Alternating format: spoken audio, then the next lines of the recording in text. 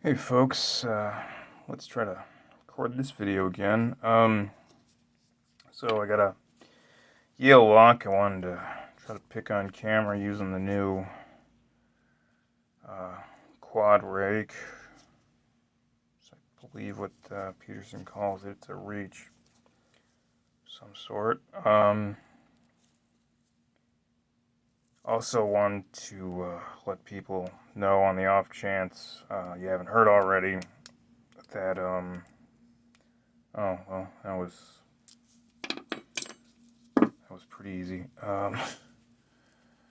Bronx-Lockpicker lost his daughter to cancer, and there was a GoFundMe link in the description, and there should be a link to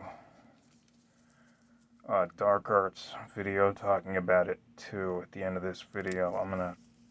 Let's see if I can pick another Yale. Here, let's keep this short. Yeah, so check out the link down below, and